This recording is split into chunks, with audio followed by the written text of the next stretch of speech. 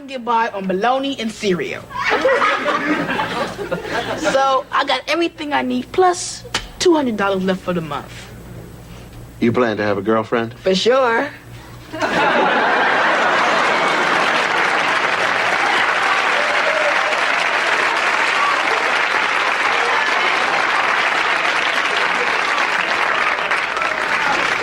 Regular people.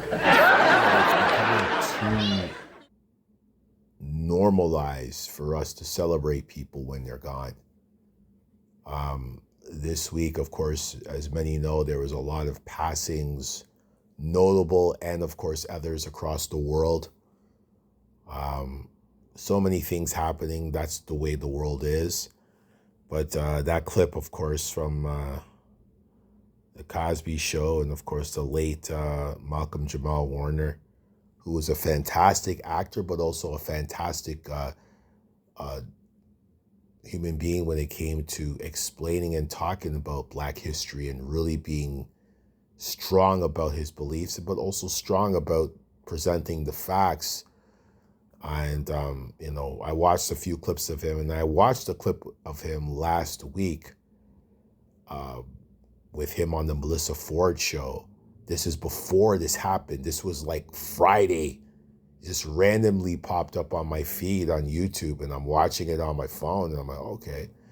And talking about the significance that Felicia Rashad had on him, aka Claire Huxtable, the great Claire Huxtable. And and then after this, boom. So, if you're not going to get to all your favorite superstars and stars and all that, but I mean, if you get a chance, make sure you celebrate, enjoy, because you don't know what's going to happen, and that's obvious. So, but another topic I want to get to, there's a couple of topics. The Hulk Hogan situation that has been very intriguing, that has been circling through all week and still is as we speak.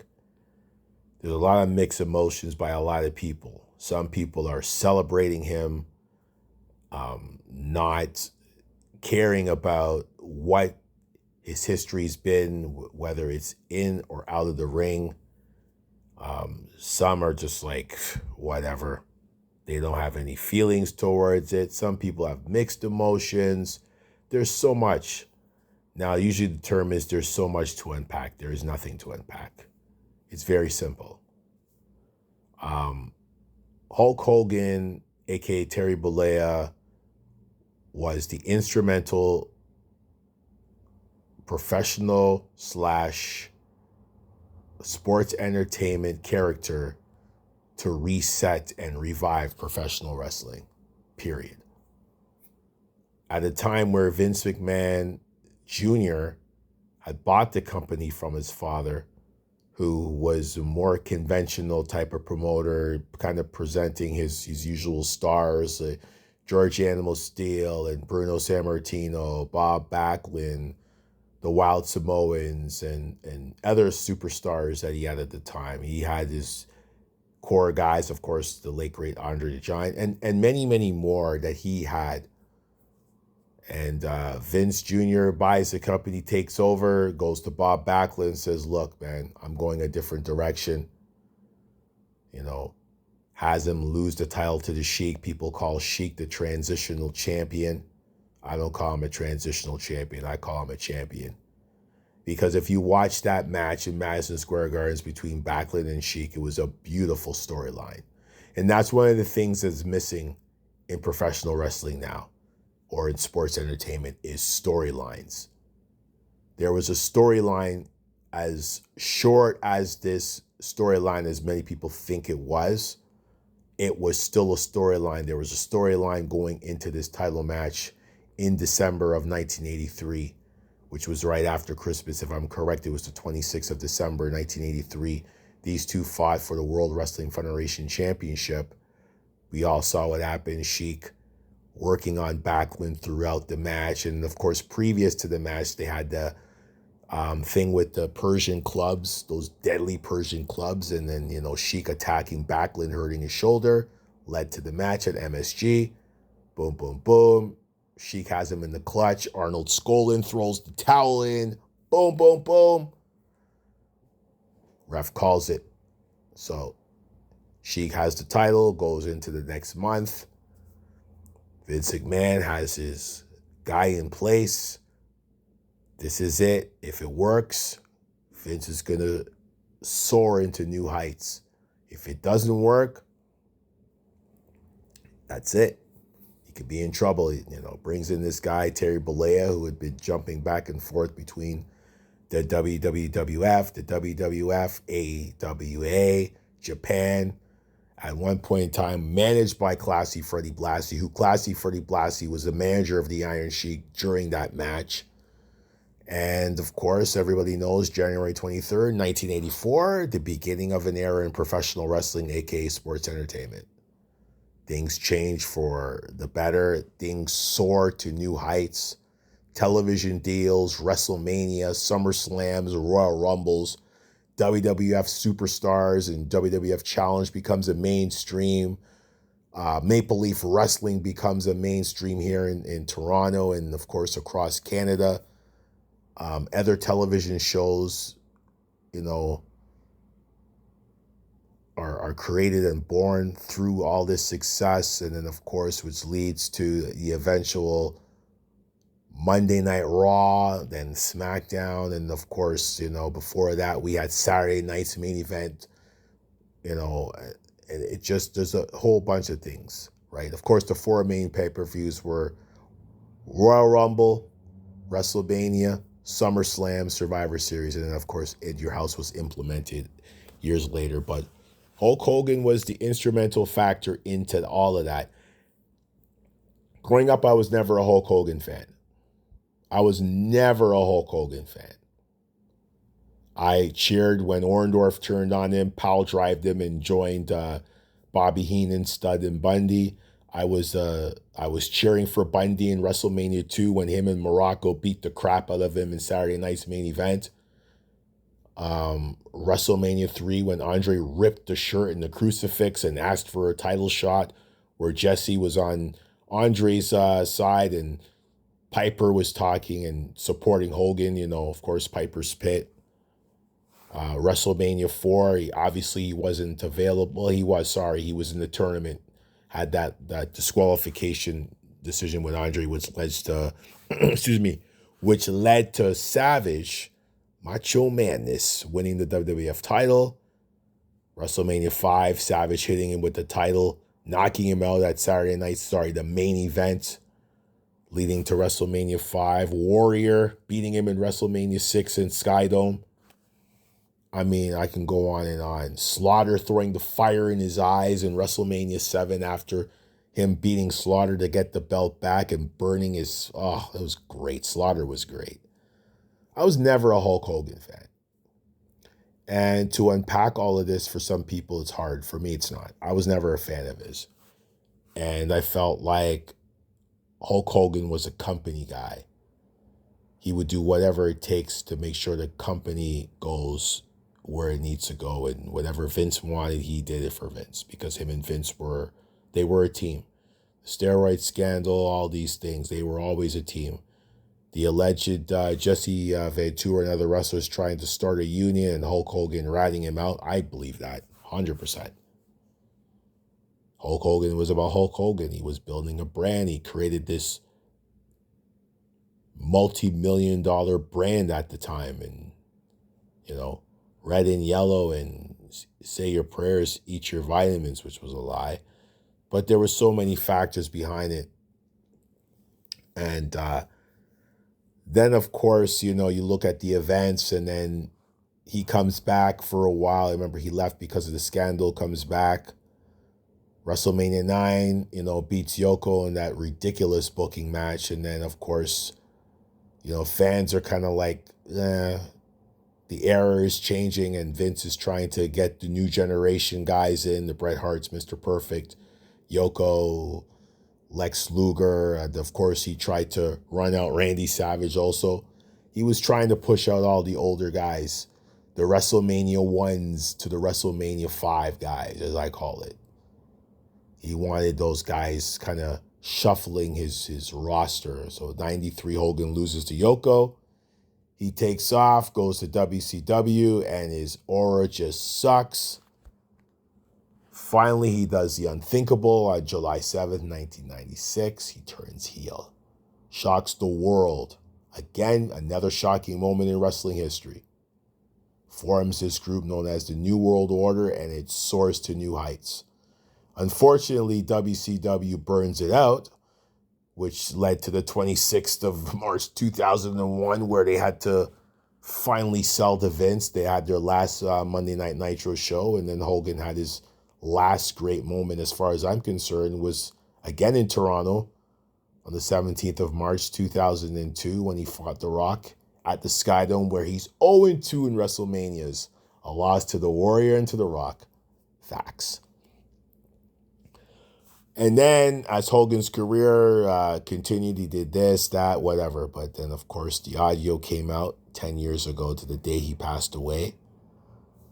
Led to a lot of controversy, a lot of words being spewed that was unacceptable, which led to the WWE removing him from the Hall of Fame and terminating his contract, all sorts of crap. And of course, you knew they brought him back. But Hulk Hogan's career was greatly lived as a professional wrestler. He did what he wanted to do. He lived the life. He had all the extracurricular amenities given to him. He lived the life that most people wish they lived, but unfortunately they don't know what was happening behind closed doors. Hulk Hogan lived a life where he had to pretend. He played the character that he had to pretend to be. And in that same realm, he had to pretend to be something we all knew he was, and that's not a guy who's nice, a racist.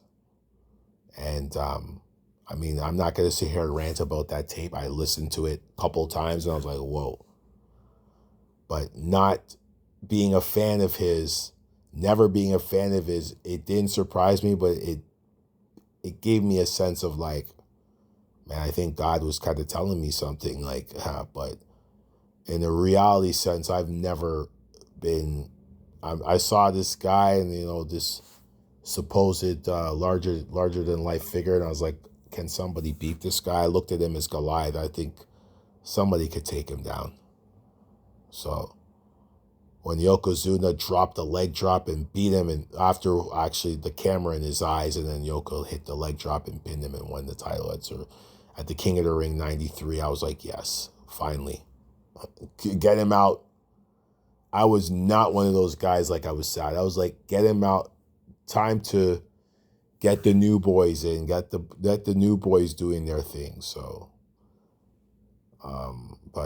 yeah, his career was fantastic in terms of how he was able to reestablish himself, especially after the whole NWO thing. But personally, I could see he's just another guy who just lived a life, you know, and didn't respect a lot of people, used his white privilege. You guys are going to get mad in this podcast if I use that term. I can care less. He used it. And he also used his privilege and his stroke in the WWE/WWF to probably hold some guys back or make some decisions to a storyline or a script. So whatever, but he lived his life, but the script of it at the end was just not the way it's supposed to end. And unfortunately, a lot of people have the right to feel the way they feel. Some people have come out and said some people shouldn't be talking about them. That they have the right. Everybody has the right to speak the way they want to speak and talk the way they want to talk. So as long as they're not getting real personal about his family and stuff, because his family has nothing to do with his kids, his ex-wives. They have nothing to do with it. It's him. Hulk Hogan is the one to attack, and rightfully so. But I'm not going to do it. I'm just going to let the others do it. because I've already said my piece, and my piece is it was disgusting, and it kind of showed me exactly what he really is. But that's the way life goes, right? So, and wrestling is going to continue to go on without him, and that's the way life goes, right? Shows are going to go on. SummerSlam is happening next week. It ain't canceling because he's gone. So that's what it is. But I think a lot of us can learn from this situation in terms of how to respect yourself, respect the people around you. And if you have a problem with something, you should actually go out and ask questions and try to learn, whether it's a person, a culture, learn about that. You'll be surprised. Because this is a guy that traveled the world and still had that mindset. Think about it. So obviously he wasn't going out there to learn and to experience a culture. He was out there to wrestle and make money. But anyways, another situation that I'm going to talk about. But before I get to that, NBA, a little quick NBA news. So there's a story about, what's his name now? Cam Thomas. Plays for the Brooklyn Nets. And a young guy, last year, he made history, being the youngest guy to have 3 consecutive 40-point games, which is fantastic. And there has been an alleged statement that he wants to get paid elite level money. The money in the NBA has been floating around, of course. Some people say that money's not even enough for them. That's a whole different conversation for another podcast. But Cam says he deserves elite level money. To answer that question very simply is your team was 26-56 last year. That's not elite performing. That is outright putrid. So, and I believe everybody should get paid. I want to see him get his money. But 26 and 56, finishing 12th in the Eastern Conference, ain't going to get it done. And you're not going to force your team's hand to pay you right away if you're going to have a record like that. So, yeah. So now I want you guys to listen to this clip. So the next one I'm going to get to is this Cam Newton, Ryan Clark, Gilly the Kid feud.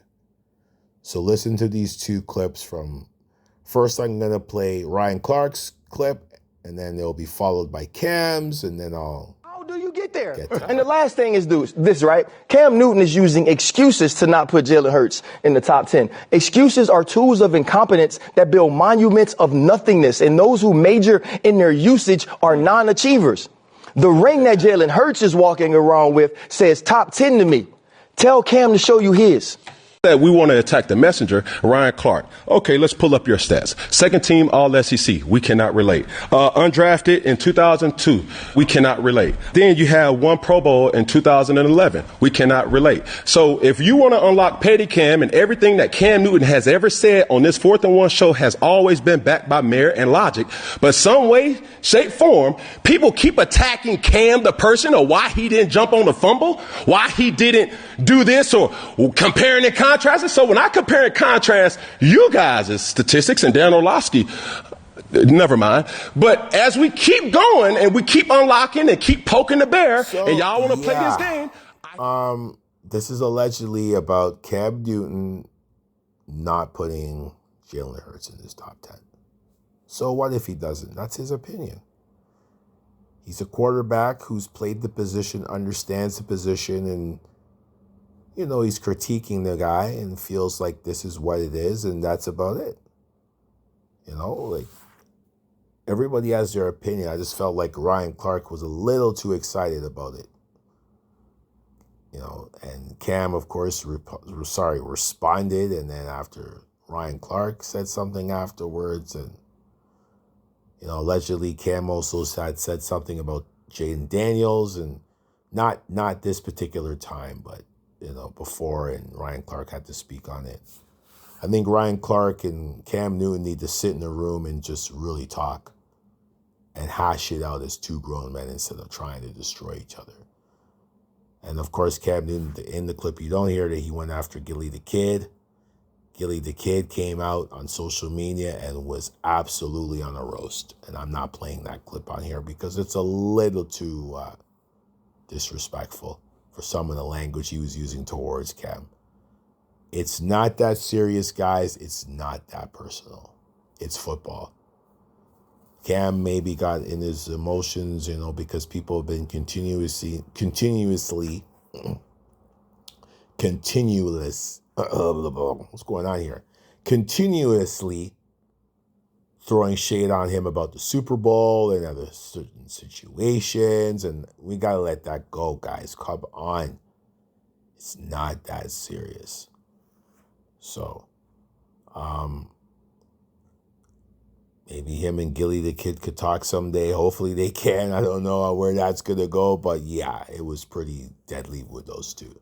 Well, not those two, but what Gilly the Kid had to say about him. So I just think at the end of the day, that's what it is. And it's football. The season is fastly approaching. Guys got to sharpen their knives, but don't sharpen your knife to the point where you got to stab somebody in the back because they don't like what they say. You guys are all brothers. Sit down and just, discuss your opinion if you want to, and then move on. It's that easy. Nobody's, losing any sleep over it. So, ladies and gentlemen, that is another edition of Quick Take. I am out. Good morning, good afternoon, good day, good evening, good night, wherever you are at this moment listening to this podcast. Peace.